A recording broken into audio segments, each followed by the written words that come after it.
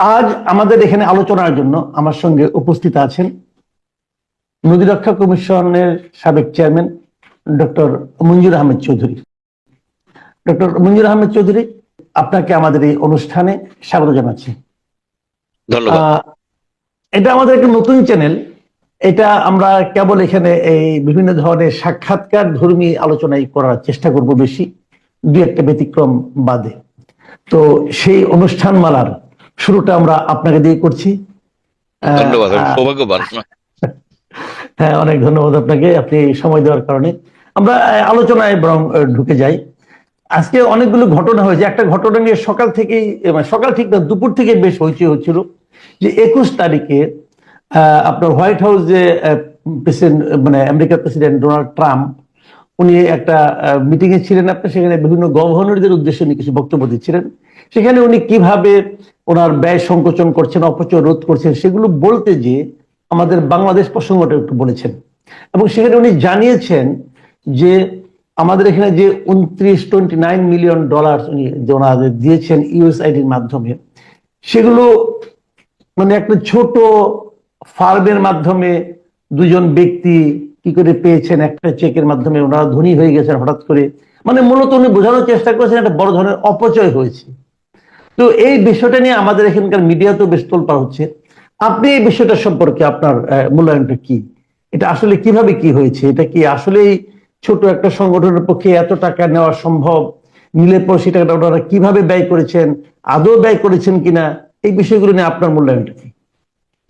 ওই ধরনের অপচয় বা দুর্নীতির দিকেই ট্রাম্প সাহেব মানে অঙ্গুলি নির্দেশ করেছেন।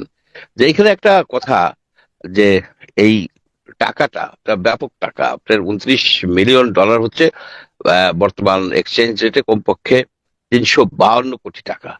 এই 352 কোটি টাকা দেওয়া হয়েছে যে strengthening the political landscape in Bangladesh, অর্থাৎ রাজনীতির ক্ষেত্রটাকে সুসংহত করার জন্য এই টাকাটা ব্যয় হয়েছে। এখন এই টাকাটা কাকে দিচ্ছে সেটা নিয়ে ট্রাম্প সাহেব একটা রহস্যের সৃষ্টি করেছেন। তিনি বলেছেন যে একটা ছোট অর্গানাইজেশন, তাতে মাত্র 2 জন স্টাফ আছে, মাত্র 2 জন। এবং আরো বলেছেন যে এই সংস্থাটা, এই ফার্মটা বলছেন উনি, বা এনজিও হতে পারে, এখানে থেকে 10,000 পায়, ওখান থেকে 10,000 ডলার পায়, এইভাবে, অর্থাৎ টানাপোড়েনের মধ্যে এটা এতদিন চলছে। এটাই কিন্তু ওনার কথা থেকে ইন্ডিকেট হয়। তার মানে এটা একটা স্থাপিত হয়েছে বেশ কিছুদিন আগে, তা না হলে তো নতুন একটা ভুইফোর কোম্পানি বা ভুইফোর প্রতিষ্ঠান না। এই ধরনের অর্গানাইজেশন বাংলাদেশে আছে। বাংলাদেশের অনেক এনজিও তো আছে যারা একজন ব্যক্তি নামে চালায়, 2জন ব্যক্তি নামে চালায়, এরকম অনেক প্রতিষ্ঠান আছে।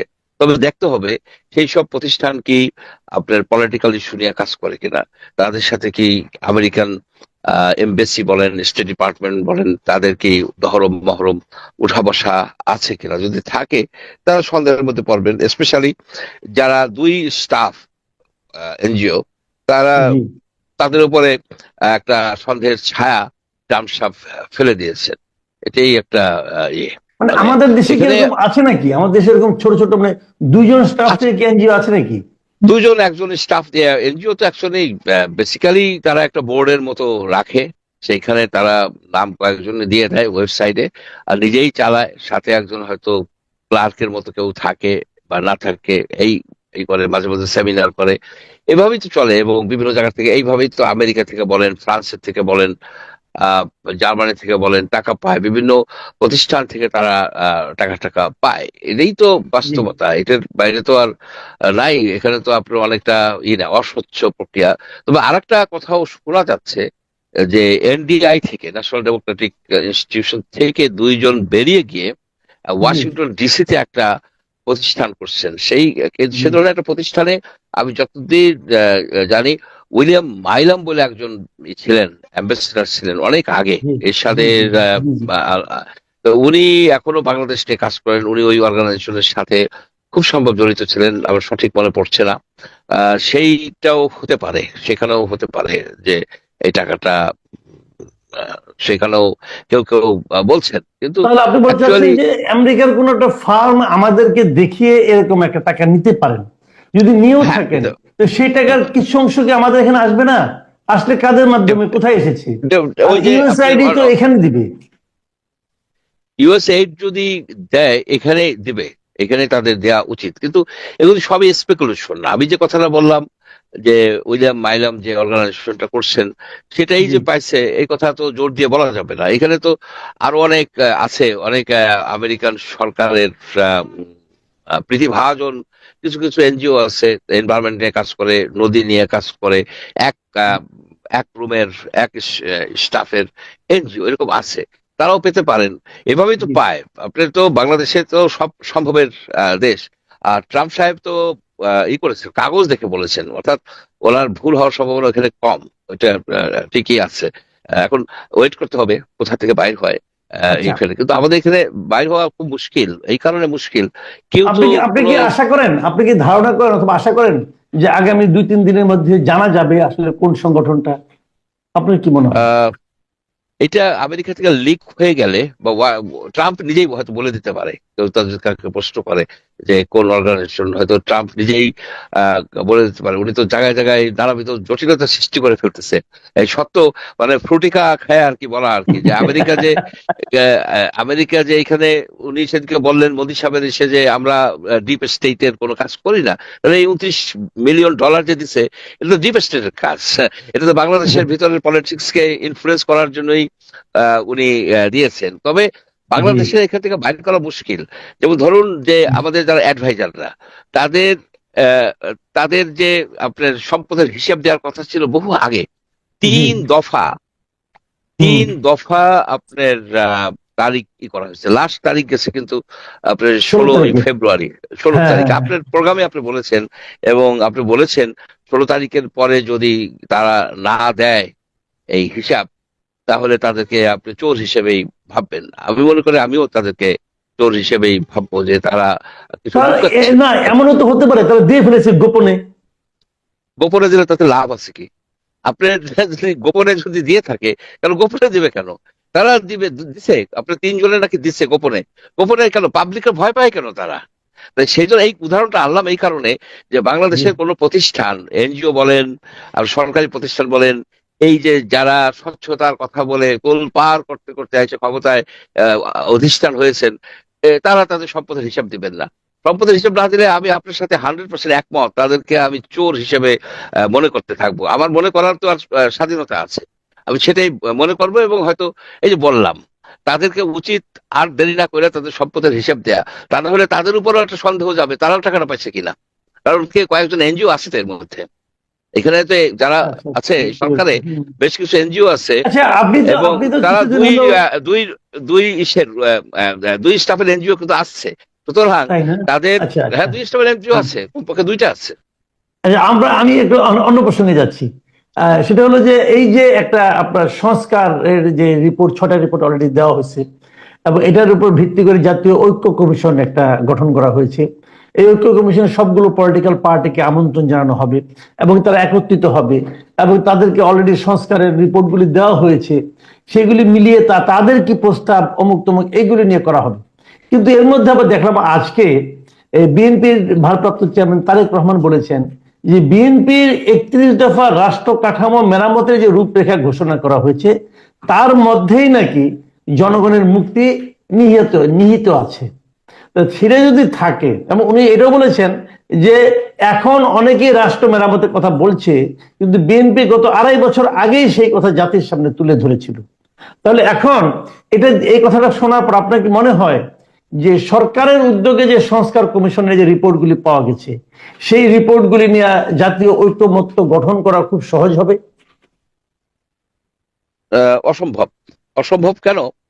যতগুলি রিপোর্ট আসছে তার মধ্যে গোটা 3 রিপোর্ট আমি পুঙ্খানুপুঙ্খ না হোক আমি পড়েছি। একটা জি। রিপোর্ট আছে 200 পাতার, যে আপনার জনপ্রশাসনের সংস্কার রিপোর্ট। এইখানে আপনার এক একজনে এক এক রকমের কথা বলছে। আমি যে একটা মেজর ইস্যুর কথাই বলি, যে আপনার আহ, আহ, এই জনপ্রশাসন মন্ত্রণালয় আহ, আহ, 4টা প্রদেশে ভাগ করতে বলছে, বাংলাদেশকে 4টা প্রদেশ। হুম। আবার এই ইলেকশন নির্বাচন সংক্রান্ত কমিশন ই করছে, আপনার প্রপোজ করছে, দ্বিকক্ষ বিশিষ্ট ই করতে হবে, পার্লামেন্ট। পার্লামেন্ট করতে হবে। এখন আপনি দুটো ইস্যুই ধরেন, যে 4টা প্রদেশ যে করবে এবং ঢাকাকে একটা প্রদেশের মর্যাদা দিয়ে দিল্লির মতো করতে চাচ্ছে, অর্থাৎ প্র্যাকটিক্যালি 5টা প্রদেশ করবে। একটা ইউনিটারি রাষ্ট্র আমরা, এই 5টা প্রদেশ বা 4টা প্রদেশ করতে গেলে যে এলিমেন্ট গুলি থাকা দরকার, অর্থাৎ লিঙ্গুইস্টিক ডাইভার্সিটি, যে কিছু লোক আপনার অন্য ভাষায় কথা বলে, যেমন কাবেক এই কানাডার ফ্রেঞ্চ ভাষায় কথা বলে বসে তারা আলাদা রাজ্য হয়ে যেতে চায় বা হয়েছেও। আপনার এথনিক ডাইভার্সিটি থাকতে হবে। আপনার 99% লোক বাংলা ভাষায় কথা বলে, 99% লোক এথনিক্যালি বাঙালি, আপনার জি। 91% লোক ইসলাম ধর্ম, একই ধর্ম, সেখানে কোনো ডাইভার্সিটি নাই। সেই জায়গায় আপনি 4টা প্রদেশে কিভাবে কোন যুক্তিতে ভাগ করবেন, এটা আমার মাথায় খেলে না। ইউনিটারি রাষ্ট্র এটা, এখানে ইউনিটারি একটা রাষ্ট্র আছে, সেখানে আপনি আপনার দ্বিকক্ষ বিশিষ্ট যদি করতে যান, না ঠিক আছে, এটা একটা আপনি যেটা বিশাল। বললেন, এই যে সেলফ কন্ট্রাডিকশন, এর কারণে হয়তো এটা বাতিল হয়ে যাবে, কিন্তু এখানে তো বাতিল হলে তো সমস্যা নেই, দুই একটা বাতিল হতেই পারে। কিন্তু আমার কথাটা হলো কি, যে রাজনৈতিক দলগুলোর সঙ্গে এই সংস্কার কমিশন নিয়ে জাতীয় ঐক্যটা প্রতিষ্ঠা করা সম্ভব অথবা সহজ হবে কিনা? হবে না, হবে না কেন? আপনি দেখেন, এটা না একটা হলে কি হবে? আহ, হ্যাঁ, না হলে, না হলে কি না হবে? হলে না হলে কোনো সংস্কার হবে না। যে সংস্কারটা ডক্টর ইউনূস উইদাউট কন্ট্রোভার্সি করতে পারতেন, সবাই সাপোর্ট করতো, সেটা হচ্ছে কি, যে আমাদের দুর্নীতি বিরোধী আইনকে শক্তিশালী করে ফেলতেন, তার কাঠামোকে আরো শক্তিশালী করতে পারতেন, আরো ম্যান পাওয়ার নিতে পারতেন। সেটা উনি করেন নাই। আপনার যে ইসলামিক দলগুলি, তারা চাচ্ছে শরিয়া ভিত্তিক রাষ্ট্র ব্যবস্থা। সেটা যদি না হয়, তারা সশস্ত্র বিপ্লব করবে বলে একটা ইসলামিক দল আজকে ঘোষণা দিয়েছে। বামপন্থী যে দলগুলি আছে, তারা তো চাবে সেন্ট্রালি প্ল্যান্ড ইকোনমি, যে ইকোনমি হবে আপনার সমাজতান্ত্রিক ধাঁচের ইকোনমি। আবার কিছু আছে liberal economy, free market economy. এই এই সব বিভিন্ন মতবাদের রাজনৈতিক দলগুলিকে আপনি একটা জায়গায় কিভাবে আনবেন? এটা একটা একটা উদ্ভট আইডিয়া নিয়ে আসছে এখানে। উনার উচিত ছিল, যেটা নিজস্ব প্রজ্ঞায় উনি বুঝতে পারতেন, যে আমাদের এখানে মূল সমস্যাটা কি। ইলেকশন, মানুষ ভোট দিতে পারে না। ভোট দিতে পারে না কেন? ইলেকশনে ভোট চুরি হয়ে যায়। আর কেন হয়? ইলেকশনে ভোটটা এই আপনার যে দল থাকে সে প্রভাব বিস্তার করে, সেটাকে কিভাবে বাঁচায় রাখা যায়। এমন হতে পারে যে একটা ইলেকশন কমিশনের লোকজন সম্পূর্ণভাবে ইন্ডিপেন্ডেন্ট, ইলেকশন কমিশনের লোকজন রিটার্নিং অফিসার হবে, পোলিং অফিসার হবে, প্রিজাইডিং অফিসার হবে। তাহলে তো বিশাল লোকবল লাগবে, এত লোকবল নেওয়া আচ্ছা, সম্ভব হবে? আপনার যদি বিশাল লোকজন লাগে, আপনার যদি 10,000 লোকজন লাগে, আপনি তো 5,000 আছে অলরেডি ইলেকশন কমিশনের আন্ডার 5,000, আপনি আরো 5,000 নেন, কিন্তু ভোট এনশিওর হইলো। একবার যদি কালচার হয়ে যায়, এট দ্য সেম টাইম আপনি যদি নির্বাচনে পুলিশকে না দিয়ে আপনি আর্মিকে দেন, আর্মির হাতে সম্পূর্ণ নিরাপত্তার ব্যবস্থা দিয়ে দেন, মূল কাজ নির্বাচন কমিশন ইন্ডিপেন্ডেন্ট এবং আর্মি। কারণ আর্মির বদলি, মেজরদের বদলি, কর্নেলদের বদলি সরকার খুব একটা ইনফ্লুয়েন্স করতে পারে না। আর নির্বাচন কমিশনকে যদি আপনি সম্পূর্ণভাবে ইন্ডিপেন্ডেন্ট করে দেন, যেমন তারা শুধু মানে অর্থনৈতিক ভাবে তাদের নিজস্ব বাজেটই তারা করতে পারবে, তাহলে ভারতের মতো হবে। তারা নির্বাচনটা প্রভাব মুক্ত থাকবে। এটা হচ্ছে মূল কথা। আমরা ভোট দিতে পারি নাই বলে শেখ হাসিনাকে খেলাইছি, 3বার আপনার করা হয়েছে। তাহলে এখানে আপনি এখন কি কি করতেছেন? আপনি কি তাহলে সামনে একটা খুব মানে একটা একদম নিরপেক্ষ এবং একটা খুবই সুন্দর ভোটের সম্ভাবনা দেখছেন না না, আমি এই দেখি না। সরকারের অধীনে? আমি দেখি না কেন? আপনি দেখেন যে আমলাতন্ত্রের মধ্যে একটা বড় ধরনের জটিলতা সৃষ্টি করে ফেলতেছে। যারা ডিসি ছিল, সব ডিসিদেরকে ফায়ার করে দিচ্ছে। 2014 সনে, 2018 সনে, 2024 সনে যারা ডিসি ছিল সব ফায়ার করে দিচ্ছে। ডিসিরা তো এককভাবে নির্বাচন চুরি করে নাই, ডিসিরা না, চাপের মুখে তারা তো না হোক চাপের মুখে, কিন্তু আপনি এটা কিন্তু আমিও আপনার সঙ্গে একমত হচ্ছি না এখানে। আমার তো মনে হচ্ছে যে ডিসি যারা ছিল তখন তো শেখ হাসিনা তার খুব প্রিয় ভাজন লোকদেরকেই ডিসি বানিয়েছিল তার নির্বাচনটাকে রিগিং করার জন্য অথবা তার মতো করে করার জন্য। তো সেই লোকগুলো তো আসলে স্বৈরাচারী দোষরই ছিল, তাদেরকে বাদ দেওয়া তাই আচ্ছা মনে করি সঠিক ধরেন। ছিল। না ঠিক আছে, আপনার 2014 সনে হ্যাঁ, 153টা সিটে নির্বাচন হয় নাই কেন? যারা প্রতিদ্বন্দ্বী, আওয়ামী লীগের যারা প্রতিদ্বন্দ্বী ছিল, তাদেরকে ধাওয়াইয়া কিংবা তাদেরকে টাকা দেয়া প্রলোভিত করে তাদের মনোনয়ন পত্র জমা দিতেই দেয় নাই। সেখানে তো ইলেকশনই হয় নাই। অনেক অনেক ডিস্ট্রিক্টে কোনো ইলেকশনই হয় নাই। সেই ডিসিকে আপনি খেদাই দিবেন? আপনি খেদাই দিবেন? আপনার শুধু ডিসি একা তো না, যে presiding officer, polling officer, polling officer, presiding officer, police মিলে সম্পূর্ণভাবে। তাহলে ভবিষ্যতে যেটা হবে যে আপনি কেউ ইলেকশন করতে চাবে না। এই ডিসিরা, বর্তমানে ডিসিরা তো নেক্সট ইলেকশন করতে গেলে তারা ভয় পাবে যে ইলেকশনের পরে আমাদেরকে 25 বছর হুম, আমাদেরকে চাকরিচ্যুত করে ফেলবে। বেটার বুঝতে পেরেছি। আপনি এখন একটা আইন করেন, আপনি ইলেকশন কমিশনের হাতে সম্পূর্ণ নির্বাচনটা দিয়ে দিবেন, মেইন নির্বাচন। ইলেকশনের ডিস্ট্রিক্ট ইলেকশন অফিসাররা কি রিটার্নিং অফিসার হইতে পারে না? আপনি এরকম লোক নেন কেন? হইতে পারবে না কেন? তাদের ক্ষমতা দিলে তারা, এবং একজন এই ছিল আপনার যে টুসি হ্যাঁ, টুসি হ্যাঁ, হ্যাঁ, আমার খেয়াল আছে, চট্টগ্রাম হচ্ছে সিটি কর্পোরেশন নির্বাচন। চট্টগ্রামে, সে কিন্তু কঠিন ভাবে হুম, হুম, হুম। ইলেকশন পরিচালনা জেসমিন করছে। তুলি। জেসমিন টুলি সেটা একটা উদাহরণ। ই- আমাদেরকে আমাদেরকে খরচ হইলেও হবে, আমাদেরকে খরচ হইলেও হবে কেন? আমরা এই ভোট দিতে পারি না বলে জাতি আজ সাফার করতেছে, জাতি আজ পঙ্গু হয়ে গেছে, জি, জি, জাতি জি। এমন ভাবে পঙ্গু হয়ে গেছে। সুতরাং আর্মির হাতে দিয়ে দেবেন আপনি নির্বাচনের যে টোটাল সিকিউরিটি, এটা দিয়ে দেন।